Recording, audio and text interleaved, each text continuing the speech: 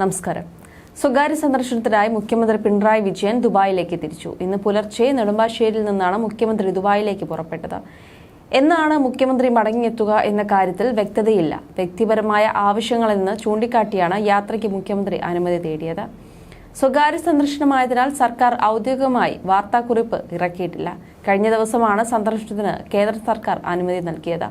ഇതോടെയാണ് യാത്ര സംബന്ധിച്ച് അന്തിമ തീരുമാനമായത്. മകന്റെ കുടുംബത്തിനൊപ്പം ചെലവഴിക്കാനാണ് യാത്രയെന്നാണ് വിശദീകരണം. അടുത്ത ദിവസങ്ങളിൽ നിശ്ചയിച്ചിരുന്ന പൊതുപരിപാടികൾ മാറ്റിവെച്ചാണ് ഈ യാത്ര. അതിൽ ചിലത് പുനഃക്രമീകരിക്കുമെന്നാണ് വിവരമുള്ളത്. യാത്ര നിശ്ചയിച്ച ശേഷം ചീഫ് സെക്രട്ടറി ഉൾപ്പെടെയുള്ളവരുമായി ഇക്കാര്യത്തിൽ ആശയവിനിമയം നടത്തിയിട്ടുണ്ട്. കുറച്ചു ദിവസം ഉണ്ടാകില്ലെന്നും മാറി നിൽക്കുമെന്നുമാണ് മുഖ്യമന്ത്രിയുടെ ഓഫീസിലും മന്ത്രിമാരോടും അറിയിച്ചിട്ടുള്ളത്. എന്നാണ് മുഖ്യമന്ത്രി മടങ്ങി വരുന്നെന്ന കാര്യത്തിലും വ്യക്തതയില്ല. ഓഫീസിൽ കുറച്ചു ദിവസത്തേക്ക് മുഖ്യമന്ത്രി ഉണ്ടാവില്ലെന്ന സൂചന സ്റ്റാഫ് അംഗങ്ങൾക്ക് നൽകിയിട്ടുണ്ട്.